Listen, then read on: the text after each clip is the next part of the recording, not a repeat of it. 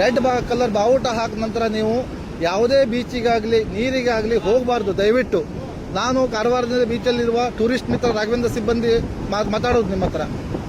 ಇದರಿಂದ ಜನರಿಗೆ ತಿಳ್ಕೊಳ್ಬೋದು ಏನಂದ್ರೆ ತಮ್ಮ ಮಕ್ಕಳಿಗಾಗಲಿ ಇಲ್ಲಿ ನಾವು ಕೈ ಹಿಡ್ಕೊಂಡಿರ್ತೀವಿ, ಸ್ವಲ್ಪ ಸಮೀಪ ಹೋಗ್ತೀವಿ, ನಾವು ಸ್ವಲ್ಪ ಸಮೀಪ ಹೋಗ್ಬಿಡ್ತೀವಿ ಅಂತ ಹೇಳ್ತಾರೆ. ನಾವು ಎಷ್ಟು ಸಲ ಹೇಳಿದ್ರು ಜನ ಕೇಳಲ್ಲ. ಯಾಕೆಂದ್ರೆ ಕಡ್ಲು ಒಂದೇ ಥರ ಇರಲ್ಲ. ನೋಡಿ ಕಡ್ಲು ಯಾವ ರೀತಿ ಬರ್ತಾ ಇದೆ, ಯಾವ ರೀತಿ ಕೊಚ್ಕೊಂಡು ಹೋಗ್ತದೆ ಜನರಿಗೆ. ಒಂದೊಂದ್ಸಲ ಕಡ್ಲು ಹಿಂದಿಂದ ಬರ್ತದೆ, ಜನ ಅಲ್ಲಿ ಹೋಗಿ ನಿಂತ್ಕೊಳ್ತಾರೆ. ಒಂದೇ ಸಲ ಕಡ್ಲು ಮೇಲ್ಗಡೆಯಿಂದ ಬರ್ತದೆ, ಅವಾಗ ಕೊಚ್ಕೊಂಡು ಹೋಗ್ಬಿಡ್ತಾರೆ. ಕೆಳಗಿಂದ ರಿಪ್ ಕರೆಂಟ್ ಇರುತ್ತೆ ಸಮುದ್ರಕ್ಕೆ. ಯಾವೊಬ್ಬ ಫಿಶರ್ ಮ್ಯಾನ್ ಸುದ್ದ ನೀರಿಗೆ ಹೋಗಲ್ಲ ಈ ಟೈಮಿಗೆ.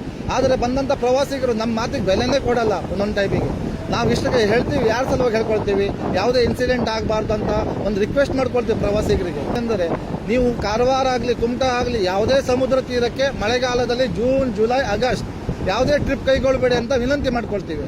ಯಾಕೆಂದರೆ ನಿಮ್ಮ ಜೀವಕ್ಕೆ ಅಪಾಯ ಇದು.